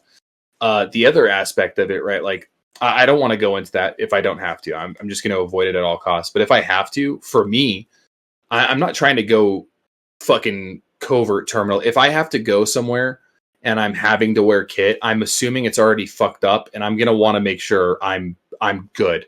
Because if I'm just running in there and it's just a jacket, my plate carrier on that just has, nothing, and then I have my pistol, like, that, to me, that for my thought process, it's not beneficial for me. That's just, I'm hindering myself at that point. I don't need a fully decked out stuff, but I need to have stuff I can utilize. And then at the same time, if I'm wearing my plate carrier for whatever reason, I'm going to have my rifle, and I'm already going to be sticking out. Even if the world has collapsed and we've turned into, Fallout New Vegas or whatever, like, if I have to go somewhere and I have to wear my stuff, I'm going to carry my rifle. I'm already going to stick out. I might as well stick out anyway. Like, one thing's already going to pop right straight. Like, we keep talking about, wearing a different jacket and all that. Straight lines aren't natural in nature. So you're already going to pop out with whatever you're wearing. It's not going to look right. Now what? Now you've already made yourself look like a soft target. Do you have the medical easily accessible? Are you going to, you're trying to go full covert and you're just wearing a sweater and some jeans or whatever, like, and there's different applications for all of it. But again, for my all intensive, or all inclusive purposes here, is like, I'm not going to want to even risk that. But if I have to, I'm going to make sure I have the stuff I need to sustain myself and sustain a gunfight if I have to. That, again, that's my thought process on the whole thing. Also, don't throw out the idea of soft armor. Yeah, it can't resist rifle rounds, but for smaller cartridges, they're probably more typically found in urban areas. It is a thought. Not saying it should be your main line, but it is a thought. It's what I'm here for. Hard target 24/7. Oh, don't be a pussy. Don't be a fucking pussy. That's right. Yeah, that's right. We're changing to work the fuck out, get fit, get trained, be the hard target, dude. Take a loan out against your own house. Get quad tubes. Fucking buy the latest and greatest hype beast merch. Do whatever you want. Buy the deltoid protectors, the neck protectors. You're not a raider if they start shooting at you first. That's a fact, dude. You should be the you take contact, pussy. You take contact. Oh, you like getting shot at, bitch? No, you fucking linear ambush these twats, and you fucking go after them and their livelihood. Make sure you have the high ground, like Obi-Wan said, and make sure you're rocking that fucking sweet, glorious 5.56 Mark 262 77 grain OTM hollow points that fucking lied about when he fucking fake killed. Just fucking have it all. Oh Jesus, you can't have that. No, that's staying in. I don't give a fuck. That's staying in. Don't forget, you should be wearing your multicam black as well. Yeah, where it actually blends in better than any camouflage in them. Where's Runner? Did Runner pass that? I think he's like jerking his shit. Man, I'm just hanging out. Just hanging out. Runner's just like this podcast has gone to shit. You guys are going off on your tangents and you're throwing a bunch of stuff out there and tangents. Fuck you, man. Hey, you know what, man? I'm just trying to avoid adding to the noise. No, yeah, I think that's a great point to end the podcast on. Does anyone have anything else they'd like to say to the viewer? Any advice or whatever? I'll leave it up to you guys. Yeah, I would just say your gear is very personal. What you need is tailored towards what you think you're going to need in the future or what you physically know you need in the future. These are all recommendations, and just do your own research, see what you like. There's so much more equipment than what we even discussed in the podcast, and there's so much more things like outside of what we discussed. Just look into it yourself, figure out what you need, and that's what I gotta say. Yeah, I would leave it with just start small. Go to your local milsurp. Don't spend your entire paycheck on what you think would be, the coolest, bestest gear that is going to be the beat all to end all that you're never going to have to upgrade later. Spoiler alert, you're going to learn so much new stuff if you're just starting out and you're trying different things and you're learning what's most practical and what works for you. You're going to end up buying stuff that you don't end up using. You're going to end up having stuff that is less expensive that does more for you than more expensive stuff might. Everyone's journey is a little bit different, and definitely just be out in your, continue to look for other like-minded people or talk to other people that might know a little bit more about you. Like if you never served, or maybe if you served, but you were just constantly in the S shop and you had more soft skills rather than hard skills when it comes to these things, go find a buddy that you served with and talk them up, ask them, pick their brain, any and all information that you might, desire or need for making decisions on what pieces of kit to buy or what not to buy. So, that's about it. That's about all I got. Milk, you got anything? Yeah, the only thing I'd like to add to all this is, with all this discussion and past and future episodes, one thing you gotta keep in mind is enjoy the time that we have now. Things are going downhill and they kind of suck, but there's some good parts to it. Enjoy what you can with your family or your friends or your loved ones, or the simple pleasures we have right now: AC, electricity, food whenever, clean water, toilet paper, things like that. Just don't get too stuck in the reeds. To say, enjoy your time while you can. Yeah, man, that was some good shit, honestly. Well, if no one else has anything to say, my closing comments always remain the same. Get fit, seek physical help, seek mental help if you need it, and don't be a fat fuck and don't be a liability to your family and yourself. Yeah, thanks for tuning in to episode I don't even know what at this point. We'll catch you guys next week.